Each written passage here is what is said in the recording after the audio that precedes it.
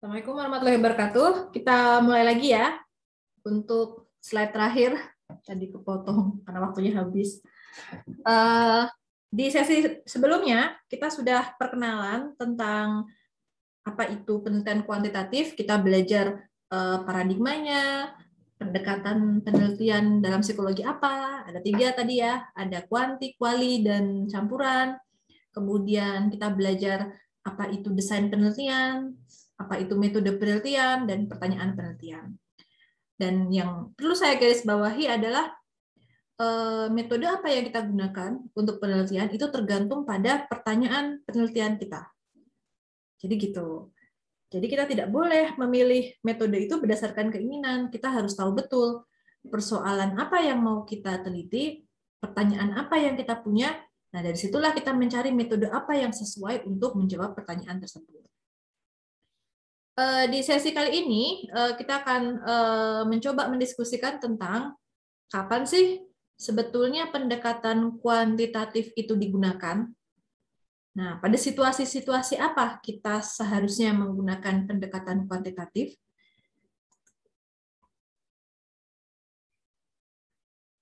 Yang jelas tadi, seperti yang sudah saya sebutkan, pendekatan apa yang kita gunakan itu tergantung pada permasalahan penelitian kita. Permasalahan penelitian itu dapat berasal dari berbagai hal. Pertama, bisa dari kesenjangan informasi atau kekosongan informasi tentang suatu fenomena sosial atau fenomena individual di literatur.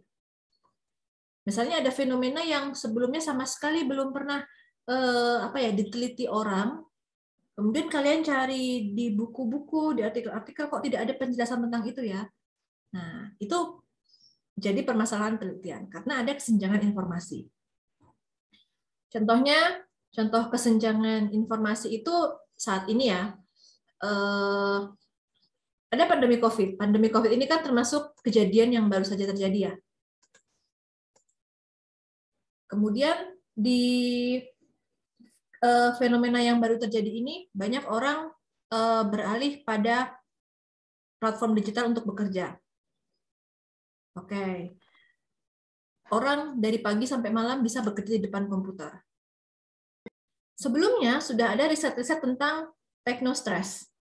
Jadi stres yang disebabkan oleh teknologi. Nah, itu terjadi ketika tuntutan untuk menggunakan teknologi dirasakan lebih besar ketimbang kemampuan kita untuk menggunakan teknologi itu. Ini contohnya yang terjadi pada orang tua, karena banyak sekali pekerja, misalkan guru atau siapapun yang kemudian bekerja dari rumah harus menggunakan laptop, padahal dia gaptek. Nah, itu teknostressnya tinggi. Bingung, takut salah, gimana caranya pakai Zoom, macam-macam. Itu gambaran teknostress. Nah, banyak penelitian yang sudah pernah dilakukan sebelumnya tentang teknostress, tapi masih sedikit sekali yang meneliti ini dalam konteks pandemi COVID. Kita baca cari-cari di literatur, kok belum ada ya yang penelitian tentang ini ya. Oh, berarti masih ada missing information di sini, masih ada informasi yang kosong.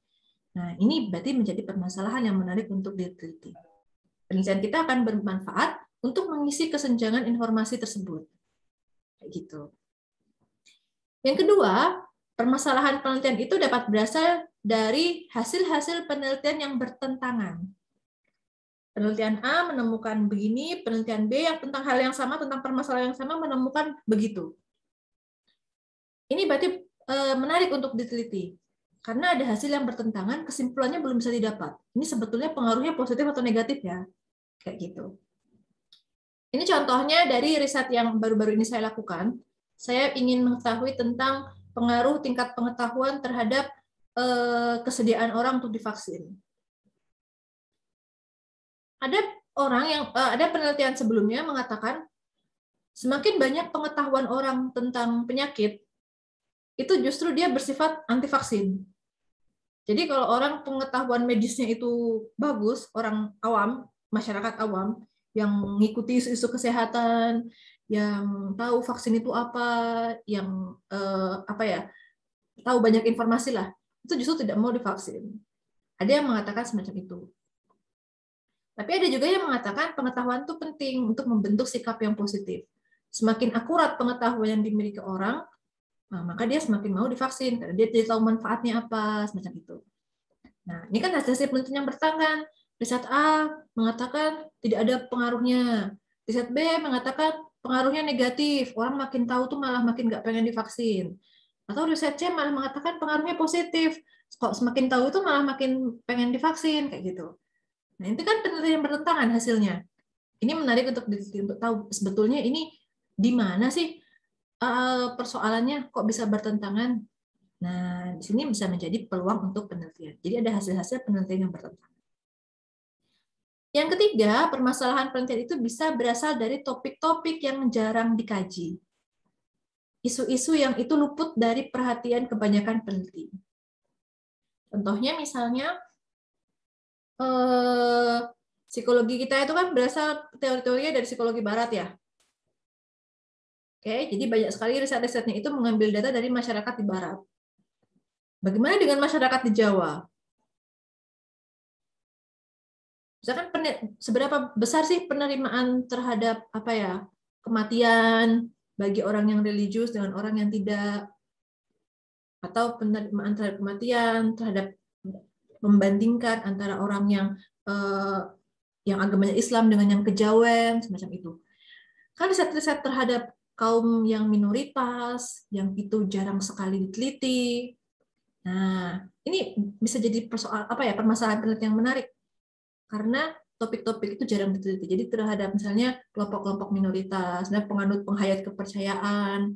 Karena kan kebanyakan orang pengambilan data itu dengan subjek yang dia mudah diakses. Makanya orang-orang yang umum, tapi kelompok-kelompok tertentu yang itu minoritas, yang tinggalnya di pedalaman, itu nggak ada yang teliti itu. Nah, mereka kan juga mengalami dinamika psikologis, tapi karena tidak ada peneliti yang bisa sampai ke sana, kan jadi nggak terungkap. Mereka itu sebetulnya kehidupannya kayak bagaimana. Itu bisa menjadi permasalahan penelitian yang menarik untuk diteliti, karena topiknya jarang dikaji. Jarang dikajinya karena misalkan sampelnya itu unik, tidak dari kelompok mayoritas, macam itu. Berikutnya, permasalahan penelitian itu juga bisa berasal dari masalah nyata dalam kehidupan sehari-hari di tempat kerja, keluarga, komunitas, dan sebagainya. Jadi bisa juga bersumber dari kehidupan kita. Kita dalam sehari-hari kita sering melihat masalah apa sih? Jangan ada dulu teman kalian yang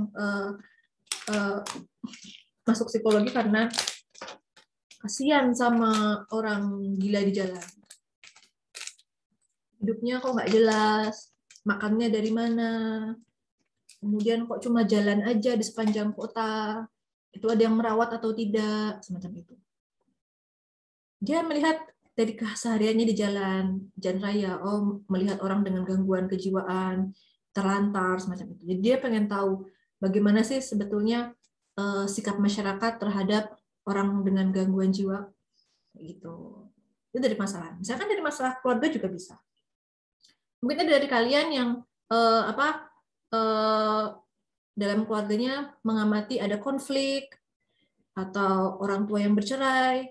Ada kemudian mahasiswa yang tertarik dengan isu-isu keluarga karena di keluarganya sendiri ada persoalan. Jadi dia pengen tahu itu sebetulnya kenapa orang tua saya bercerai. Saya jadi pengen belajar, saya pengen meneliti. Nah, jadi ada dulu mahasiswa yang meneliti tentang tingkat kebahagiaan anak korban perceraian. Karena dia sendiri mengalami itu, jadi dia pengen meneliti itu. Di komunitas tempat kerja, di sekolah juga bisa. Contohnya, yang tadi sudah saya contohkan, kakak kelas kalian pengen meneliti tentang efektivitas belajar online. Karena dia mengalami sendiri, belajar online tuh kok nggak enak, kayak gitu. Jadi dia pengen tahu persoalan itu sebetulnya di mana, apa faktor-faktor penyebabnya. Jadi dia pengen meneliti tentang itu. Jadi bisa itu masalah nyata dari kehidupan kita sehari-hari. Nah, intinya, kita perlu membuka mata, membuka telinga dalam kehidupan kita, hal-hal apa saja yang itu bisa menjadi permasalahan penelitian. Jadi bukan sekedar permasalahan, tapi permasalahan penelitian. Kok cuma permasalahan, kalau kita menghadapi suatu persoalan cuma sebagai permasalahan, itu cuma membuat kita stres. Tapi ketika menjadi permasalahan penelitian, muncul curiosity kita, rasa ingin tahu kita untuk mengetahui itu penyebabnya apa, masalah itu akan dampaknya apa. Jadi kita akan berorientasi untuk mendapatkan pengetahuan dari permasalahan tersebut. Jadi itulah bedanya sikap meneliti. Kalau kita bukan peneliti, ada permasalahannya, kita cuma muring-muring mungkin, cuma depresi sendirian, cuma mengeluh semacam itu. Tapi kita dengan sikap meneliti, ada permasalahan itu untuk dicari tahu jawabannya, dan jawabannya itu akan membuka wawasan kita. Nah, kapan kita menggunakan penelitian kuantitatif? Pendekatan kuantitatif itu tepat jika persoalan yang menarik perhatian kita itu membutuhkan, yang pertama, identifikasi faktor yang menyebabkannya. Kalau kita pengen tahu apa faktor penyebabnya. Nah, ini lebih baik kita menggunakan pendekatan kuantitatif. Atau ketika suatu persoalan itu membutuhkan penerapan suatu program intervensi. Jadi, intervensi itu macam-macam bentuknya. Bisa berupa terapi, bisa berupa strategi tertentu, model tertentu, gitu. Yang ketiga, jika membutuhkan pemahaman prediktor yang terbaik dari suatu fenomena itu. Kita pengen tahu ada banyak hal yang mempengaruhi terjadinya suatu hal. Itu prediktor yang terbaiknya itu apa sih? Prediktor itu variabel yang memprediksi. Nah, berikutnya, kuantitatif itu juga tepat digunakan jika kita menguji teori atau suatu penjelasan teoretis. Contohnya misalkan gini, kakak kelas kalian nanti tadi tentang faktor yang menyebabkan efektivitas belajar online. Efek atau hasilnya itu adalah efektivitas belajar online. Apa saja yang menyebabkan? Pertama, relasi dengan dosen. Faktor pertama. Kedua, kemudahan dengan teknologi. Artinya tidak ada hambatan di teknologi. Ketiga adalah motivasi belajar. Jadi dia menemukan ada 3 faktor. Motivasi belajarnya, teknologinya, yang ketiga hubungan dengan dosen. Seberapa baik hubungannya. Kan sudah diketahui ada 3 faktor, dia kemudian menguji dengan mengkorelasikan atau menggunakan regresi untuk mengetahui apa hubungan motivasi belajar, teknologi, dan apa relasi dengan dosen terhadap efektivitas belajar. Itu kalau kita mau mengidentifikasi faktor, caranya begitu. Atau kita ingin menerapkan suatu intervensi. Contohnya kita melihat ada anak-anak yang merasa bosan dengan belajar online. Bagaimana ya caranya agar dia lebih bersemangat? Kemudian kita membuat suatu program game. Kemudian kita menyarankan pada dosen, Bu dosen, kalau mau ngajar, itu mahasiswa perlu dikasih game, biar materi kuliahnya itu nggak membosankan, Bu, kayak gitu. Nah, kemudian di kelas itu kemudian diterapkan game itu. Jadi di sesi istirahat itu mahasiswa kok biasanya cuma diam, dikasih game, dikasih ice breaking istilahnya. Nah, kemudian dibandingkan antara kelas yang menggunakan ice breaking dengan kelas yang tidak menggunakan ice breaking. Nah, tingkat semangat belajarnya yang mana yang lebih baik? Nah, kalau kita pengen orientasi kita adalah mengaplikasikan sesuatu hal, menerapkan suatu intervensi, nah itu kita baiknya menggunakan metode kuantitatif. Kemudian kita ingin mengetahui pemahaman prediktor yang terbaik dari suatu efek. Contohnya tadi, misalkan ada 3 faktor yang menentukan efektivitas belajar online. Dari 3 faktor ini, mana yang paling berpengaruh yang menjadi prediktor terbaik? Apakah motivasi belajar, teknologi, atau relasi dengan dosen? Nah, kalau kita pengen tahu mana faktor yang paling berperan menyebabkan suatu hal, nah itu kita menggunakan metode kuantitatif. Semacam itu. Jadi kurang lebih ini skenarionya. Kalau kita merasa persoalan kita itu pengen mengidentifikasi faktor, kita pengen menerapkan suatu intervensi, atau kita ingin mengetahui prediktor mana yang terbaik, nah kita gunakan kuantitatif. Karena itu akan lebih mudah dan hasilnya akan lebih baik. Berikutnya, kapan pendekatan kualitatif itu digunakan? Ini kita perlu untuk mengetahui agar kita bisa membandingkan pisau mana yang lebih cocok kita gunakan untuk memotong masalah persoalan kita. Pendekatan kualitatif itu tepat digunakan jika baru sedikit riset yang dilakukan. Karena fenomena yang jadi perhatian jarang sekali terjadi atau sangat unik. Itu. kalau itu misalkan terkait apa ya, fenomena-fenomena yang sudah umum diteliti orang dan kita pengen tahu, maksudnya teorinya itu mudah ditemui, kita sudah tahu gambaran umumnya. Nah, itu dengan kuantitatif saja. Tapi kalau fenomena itu jarang sekali terjadi dan unik sekali, misalkan hanya terjadi di suatu daerah atau hanya terjadi pada satu kelompok masyarakat, nah maka dari itu kita dengan kualitatif saja. Karena ada faktor jarang terjadi dan unik. Contohnya, kita pengen mengetahui efektivitas belajar online bagi mahasiswa yang mengalami disabilitas. Mahasiswa disabilitas itu kan jarang ya. Yang mayoritas itu ya kita yang normal. Kita bisa berbicara melihat secara normal, ya kan? Nah, bagaimana dengan mahasiswa disabilitas? Di kampus kita mungkin cuma ada 10 orang yang disabilitas itu.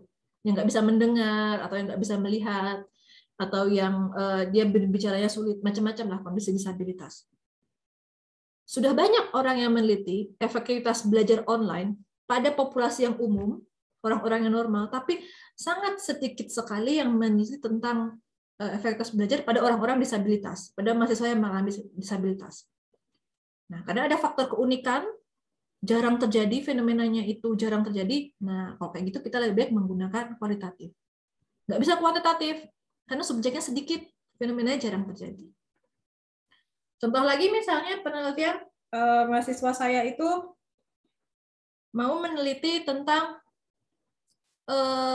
pernikahan dini remaja di Desa Ketundan di Magelang. Orang yang meneliti tentang pernikahan dini itu sudah banyak.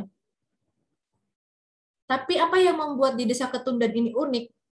Itu karena mereka menikah dini itu karena faktor agama. Dia tidak berzina, makanya anak-anak itu, remaja itu sudah dinikahkan. Karena orang tua berkeyakinan, oh biar nggak zina. Kayak gitu. Nah, itu kan unik, jarang terjadi. Pada banyak kasus, mayoritas kasus, menikah dini itu karena sudah hamil duluan, atau apa semacam itu. Itu pada mayoritas kasus semacam itu.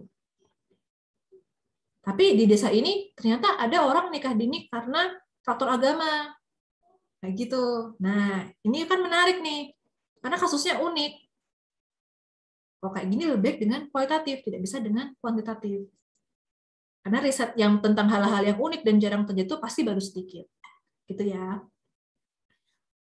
Kualitatif itu juga tepat digunakan jika peneliti tidak tahu variabel-variabel penting apa yang harusnya diteliti. Karena fenomena itu baru terjadi, atau subjeknya dari kelompok yang belum pernah diteliti sebelumnya, atau teori yang selama ini ada tidak cocok untuk menjelaskan yang terjadi pada masyarakat tertentu. Gitu. Contohnya, kejadian COVID, pandemi. Banyak orang katanya mengalami masalah kesehatan mental. Tapi masalah kesehatan mentalnya yang seperti apa belum banyak yang tahu. Maka dari itulah, banyak riset-riset yang sifatnya kualitatif. Mengumpulkan informasi-informasi, observasi-observasi dari para dokter. Orang yang mulai COVID itu pertama mengalami ada yang namanya kecemasan kematian, kecemasan karena finansial, ada kecemasan karena kondisi di rumah, merasa terkurung, kecemasan karena menjadi korban KDRT di rumah, karena terkurung bersama pelaku KDRT di rumah, macam-macam. Soal kecemasan sudah banyak sekali diteliti orang. Sebelum pandemi itu sudah ribuan artikel tentang kecemasan. Tapi yang dalam konteks pandemi, kecemasannya itu apa saja jenisnya, itu karena ini baru saja terjadi, peneliti itu belum pada tahu kecemasan itu kecemasan yang kayak apa sih. Apakah kecemasan yang general, karena takut ada bahaya lalu cemas. Nah, kalau kita belum tahu variabel-variabel penting apa yang harus diteliti terkait suatu fenomena yang baru, itu lebih baik kita menggunakan kualitatif agar kita tahu spesifiknya dulu seperti apa. Barulah kalau kita sudah tahu variabel penting apa yang terlibat dalam suatu persoalan, kemudian kita bisa menindaklanjuti riset kualitatif itu dengan kuantitatif. Jadi riset itu sebetulnya begitu, saling melengkapi. Kalau itu persoalannya baru, di kualitatif dulu. Kalau sudah lebih clear persoalannya, lalu diuji dengan kuantitatif. Tapi kok sejak awal tidak ada, kita sudah berurusan dengan subjek yang mudah didapat, dengan teori yang di mana-mana mudah diakses teori itu, atau dengan apa ya, persoalan-persoalan yang sudah banyak diteliti orang. Nah, kita menggunakan pendekatan kuantitatif. Kalau kita pengen mengidentifikasi faktor apa yang menjadi penyebabnya, kita ingin menerapkan suatu strategi intervensi, kita ingin memahami prediktor yang membuat suatu fenomena itu terjadi dengan lebih baik. Nah, kita ingin menguji teori, kita gunakan pendekatan kuantitatif. Oke, sampai di sini mungkin ada yang mau ditanyakan, teman-teman? Ada? Halo? Mungkin kalian bisa merespon di chat, misalnya ada pertanyaan atau tidak ada pertanyaan. Sampai di sini? Tentang kapan pendekatan apa digunakan, bisa dipahami? Insya Allah. Oke, ini Sulaiman mengangkat tangan. Sulaiman mau bicara? Halo, Sulaiman? Halo? Oke, nggak jadi ya Sulaiman ya? Oke, apa ini? Oke, Rika Siti sudah paham. Oke. Oh, kepencet aja. Saya kira mau bertanya. Nggak apa-apa loh sebetulnya bertanya. Oke, jadi itu ya intinya kapan kita menggunakan kuantitatif dan kualitatif. Pendekatan kuantitatif itu biasanya untuk fenomena-fenomena yang jarang terjadi, unik, dan baru sedikit penelitian yang dilakukan untuk mengkajinya, atau ketika kita tidak tahu variabel-variabel penting apa yang harusnya diteliti. Pendekatan kuantitatif itu tepat digunakan kalau kita ingin tahu faktor apa yang menyebabkan suatu fenomena, pengen tahu prediktor terbaiknya, atau ketika kita mau menerapkan suatu intervensi. Atau kalau kita ingin menguji suatu teori atau kita ingin membuktikan suatu hipotesis. Itu ya, dicatat ya, diingat-ingat ya. Ini penting banget pemahaman ini agar kita tidak salah pilih pisau untuk mengiris persoalan kita. Nah, karena kalian sudah tidak ada persoalan, agenda kalian berikutnya di kelas adalah diskusi.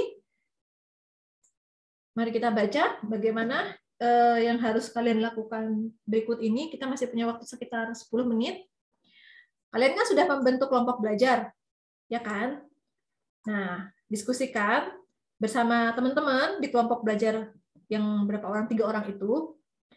Carilah satu topik atau permasalahan yang menarik perhatian kalian saat ini. Tentu saja permasalahannya ini harus persoalan sosial, perilaku, atau psikologis. Oke? Karena kita anak psikologi, maka kita coba fokus melihat pada persoalan-persoalan yang itu sifatnya psikologis. Perilaku, masalah sosial, semacam itu. Kemudian, kalau sudah dapat satu topik itu, coba bahas bersama teman-teman hal apa yang ingin kalian tahu tentang permasalahan tersebut. Ingin tahunya itu mengacu pada hal ini. Apakah kalian pengen mengetahui apa faktor penyebabnya? Atau kalian ingin mengetahui apakah strategi intervensi tertentu itu bisa mengatasi masalah tersebut? Atau kalian ingin mengetahui prediktor yang terbaik? Atau kalian ingin tahu karena fenomena itu masih jarang? Nah, jadi apa yang ingin kalian tahu dari permasalahan tersebut? Kemudian apa pertanyaan yang kalian miliki? Apakah kalian ingin mengetahui apakah ada pengaruh? Apakah ada hubungan? Apakah ada perbedaan? Ataukah kalian ingin mengetahui bagaimana proses terjadinya? Nah, coba kalian bahas bersama-sama. Dan kemudian berdasarkan jawaban nomor A dan nomor B, desainlah penelitian kuantitatif apa yang tepat untuk menjawab permasalahan tersebut dan apa argumentasi kalian.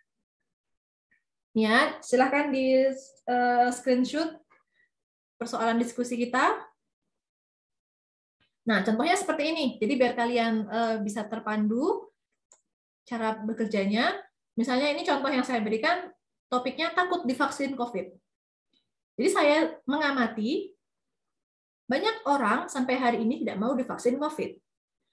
Alasan-alasannya misalnya merasa vaksin itu tidak perlu, karena yakin tubuhnya sudah kebal, karena sebelumnya sudah pernah kena COVID, atau yang kedua, karena merasa takut dengan efek samping COVID. Takut dengan demamnya, takut dengan ruamnya, takut dengan sakit perutnya, dan macam-macam. Nah, saya secara khusus tertarik pada peran emosi, dalam hal ini adalah rasa takut di vaksin COVID. Pertanyaan yang saya punya, apakah tingkat rasa takut bisa memprediksi penolakan orang untuk divaksin? Berdasarkan permasalahan ini, desain yang saya rancang adalah penelitian non-eksperimental dengan correlation design.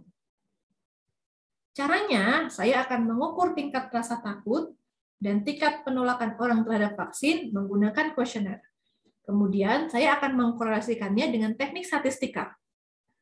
Saya memprediksi semakin tinggi rasa takut, maka semakin besar penolakan orang untuk divaksin. Nah, jadi cara kalian nanti bekerja semacam ini. Pemaparan nanti hasil diskusi kalian dipaparkan dengan cara semacam ini. Singkat saja, tapi betul-betul menjelaskan argumentasi kalian. Gitu. Mengenai tugas diskusinya, ada yang ingin ditanyakan?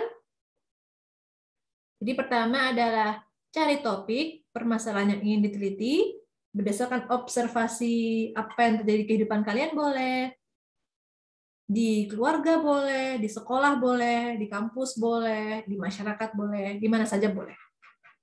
Yang penting persoalan itu adalah persoalan psikologis, persoalan perilaku. Kemudian setelah tahu topiknya apa pertanyaan yang kalian punya? Apakah ingin mengetahui pengaruh dari suatu hal, mengetahui hubungan di antara dua hal, atau mengetahui perbedaan antara orang-orang terkait suatu hal?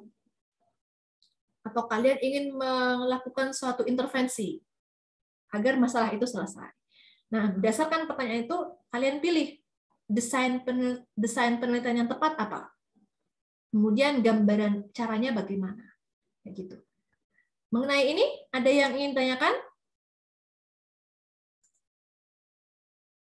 Halo?